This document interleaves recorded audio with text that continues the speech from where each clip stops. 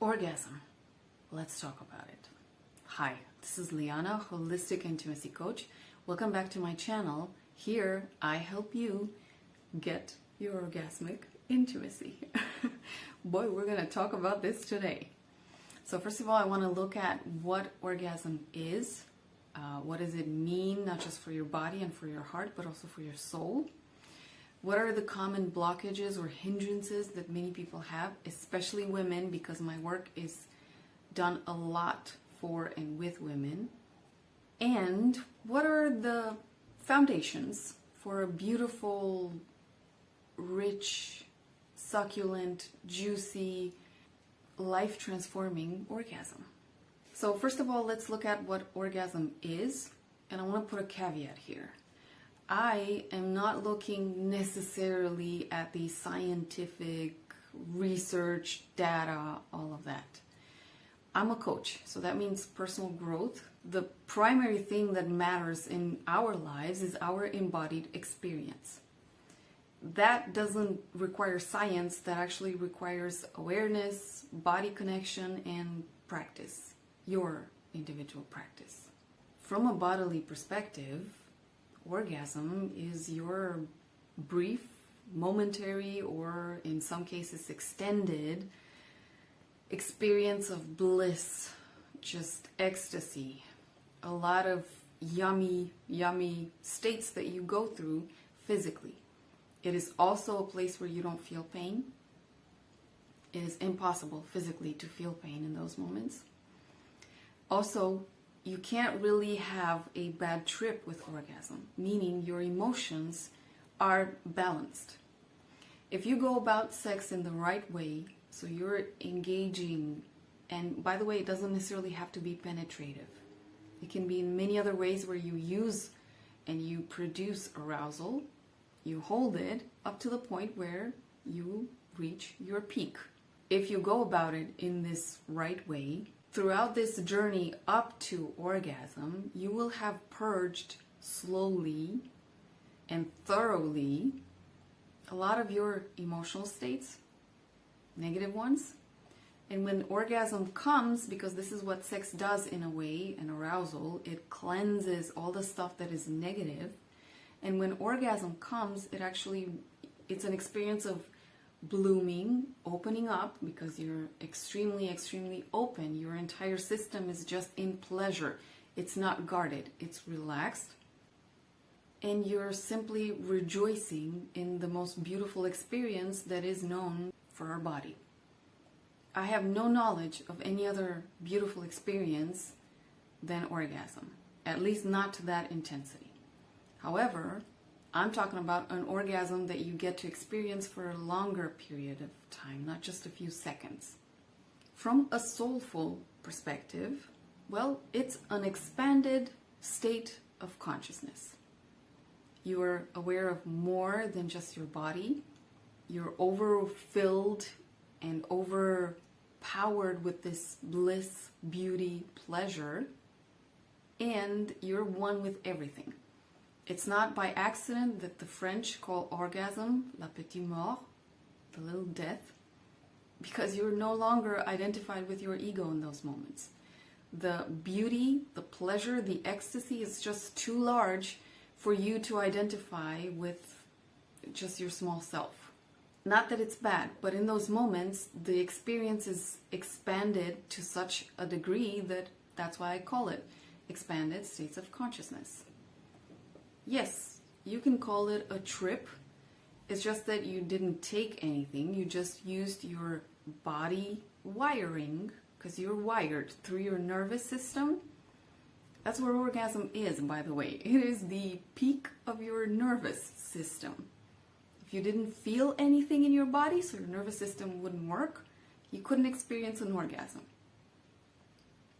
So you're using your natural wiring, which is your nervous system, and you take it to a peak. If you take it gently, so you don't short circuit it, it's going to sustain that intensity for much longer. Some call this body electricity, okay? Arousal, body electricity. You can call it whatever you want. from a soulful perspective, it is an expanded state of consciousness and a pleasurable expanded state of consciousness. I'm going to open up something here. I know many of you that have been following this channel for some time might find it a bit, strange. However, in those moments, what you can do, and with those states, first of all, be with them, okay? Highest form of spirituality, highest form of everything. Be present with what is going on and allow it, obviously. Simply allow it and allow yourself to, channel that orgasm. And if you can, because a lot of people, especially artists, can do that, stay open to see what comes to you. In terms of states, images, ideas, just anything that will trigger something creative in you. It is possible. It might not be something that the majority of people do, because the majority of people are not taught to look at their creative skills, capacities, just their way of creating a beautiful life, by the way, because it doesn't have to come like a business idea or an idea for a work of art or for the next, turn you into the next Shakespeare. So stuff is going to come to you. Consider it also a form of meditation. In meditation, you get all sorts of insights. Stay open once to see what comes to you. Or afterwards, after the orgasm, so in the afterglow, see what has shifted. Just feel and connect to yourself and see how you've transformed. I guarantee you, if you go about your intimate life in this way, and you're lucky to have an intimate partner that can hold space for that, that has the understanding and the emotional capacity to respect and honor that, not laugh at it, then you are going to be in the most beautiful place where you can see yourself transforming. Orgasm after orgasm. Sexuality does have this huge potential. It can transform us. And you're going to see this very simply. I'm going to bring you to the ground now, so a grounded perspective here. In people that are not having any kind of sexual or erotic expression, you can see them. They are gloomy. They are more morose. They use satire a lot. So there's a negative vibe about them and a constricted vibe. They just seem less than themselves, less than their potential. And then you look at people who are living beautiful, vibrant, thriving intimacy. Their body posture is different, their vibe, their feng shui is amazing, and whatever they set their mind to, they achieve. They are different people. They are larger than themselves, but in a beautiful way, not in an egoic one. If this isn't the best advocacy campaign for an orgasm, I don't know what is. Anyway, this is why I am big on expressing in intimacy in a healthy, beautiful, vibrant way, and I hope this will sit with you, and I hope that you take the best out of just this. Next, we're going to look at the hindrances to orgasm, and we're also going to look at some of the foundations. Those are stuff for you to consider. So hindrances. Well, first of all, your mindset, definitions, what you think about orgasm. If you can't even wrap your mind around the fact that orgasm can transform you and that you can have these powerful orgasmic states, then that alone is going to stop you. Yes, the way you mentally and intellectually relate to something, it is extremely powerful, and it can shift you from a rich, juicy, vibrant experience to a very constricted one, limited one. So just your mentality alone, definition, conceptions, beliefs, judgments, all of that, just these alone can cut you away from that beautiful experience. Secondly, how much you accept yourself with these states and without them also. I promise you I'm not doing Zen coaching here, though it is holistic intimacy coaching, but this needs to be said. The key to reaching these experiences is being relaxed around the times when you don't. If you can do that, you really take a huge pressure off your shoulders and your nervous system, and you disconnect from a very mental clench, which actually prevents you from really connecting to your body, and you allow yourself to come back to your body with whatever is present there. And back to the body as it is in any given moment is the best foundation for beautiful, beautiful, rich, intimate expression.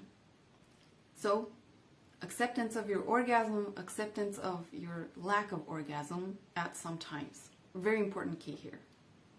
Third, another hindrance, well, going about it in the wrong way. Wrong, quote unquote, meaning the inadequate way for orgasm to actually thrive like this. So sometimes we are super fast, super rushed, super tense, and we want to release a lot of sexual charge, and people actually call it like that, release. And although that's beautiful and that's also part of the human experience, it can't allow you to reach those expanded, long, enlightening, in a way, states of orgasm. It just can't. So enlightening, lifting, uplifting, making you larger than yourself, it's not the release way and the release path, the fast path, it's not that one. Okay? You're going the sympathetic nervous system way, super fast, fight, flight, freeze, whatever it is, it's super fast. And it can be juicy, it can be great, especially if you're doing it in the way that so you want it with somebody that you want, and this is the moment. But it's just not going to take you to that enlightening place. The way that this kind of orgasm that I'm talking about requires, well, it's a slower way, a way that allows for more build-up. But when the build-up is there, the purpose is not to automatically have this huge release. No. After you have this gradual big build-up, then you have the hold-up. So you hold it, you maintain it. And this isn't done just with the proper partner for you and in the proper way, but this also means that you are accustomed to sustaining more erotic charge. Yes, that means that you, with your body, the more you do a build-up, you don't automatically shift into, I gotta discharge now, it'll be great. No. An entire mindset, again, around build-up and then hold-up. And maybe another build-up and then a hold-up. It is possible, but you gotta train yourself, and this is a lot like meditation, yes. This is where practice comes extremely, extremely in handy. And also, you can't do this with just everyone or at every time. It's dependent on so many things that the only way to go about it is aim it, obviously, and then just be with the journey and allow it to be that way, to happen that way, or to maybe not. So no mental clenching around this. And also, sometimes you just don't feel like it. Sometimes you're impatient. Totally valuable. If you want to have sex daily, unless you are a sex master, absolutely, you're not going to be able to sustain this. First of all, because you're not going to have time daily. Some of us have jobs, and not every day we can spend 2 to 3 hours just building up for an orgasm and then rejoicing in that and then going about our lives as they are in the mundane society. And then picking back up next day, and we got a lot of stuff to do. So sometimes people just don't have the time for this. So for normal mortals out there, yours included also, this is the kind of experience that you're gonna have once in a while. And you can go about it intentionally, yes. You can set your sacred sexuality, vibrant, beautiful, juicy, ecstatic sexuality day and time, yes, and you can prepare for that. And it doesn't sound as ugly as, I don't know, many of you might think. This kind of stuff, it can happen spontaneously, but it also needs to be taken care of. Okay? Imagine you're going to this big, beautiful wedding, and you should spontaneously look this amazing and be all set without preparation. No. Does the preparation ruin the wedding fun? Absolutely not. Okay? Think about it in those terms. Okay? Think about it building for your own personal wedding once a week. All right, now let's look at some of the foundations. Firstly, I did say some of those. Mindset. Allow yourself to believe that this is possible, even for you. Okay? Allow yourself to wrap your mind around the fact that you too can live such experiences multiple times in your life. Secondly, it needs the proper space, meaning no phones, no tasks that need to be done, no interruptions from anybody else, just you and your partner, and enjoying yourselves and having enough time for it. Third, no expectations. Might I say this again? I can't say it enough. Okay, sometimes it's going to happen, other times it's not, and it's totally human, normal. No need to clench your brain around an idea and hold on to it for the love of God and mess up your experience in the process. Number 4, well, your ability to hold erotic energy in your body. Like I said earlier, there's a build-up and then there's a hold-up, but a beautiful hold-up. Okay, you're not holding your breath, you're not shutting yourself down. You're allowing yourself to be in those states and still hold it, not discharge it.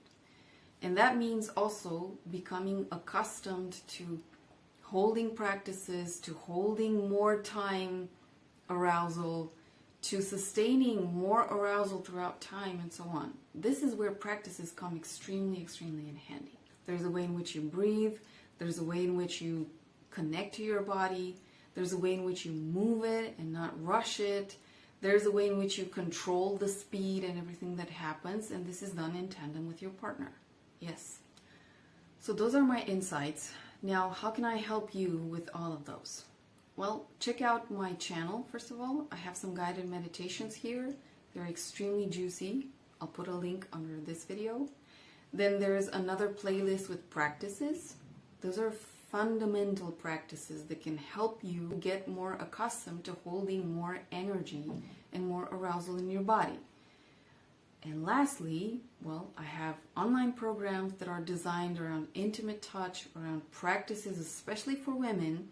Though, ladies, rest assured that in the Sex Dojo for Women, as I call my programs, there's a man also. And he's enjoying the practices even though he doesn't have the feminine endowments, and he still sees benefits.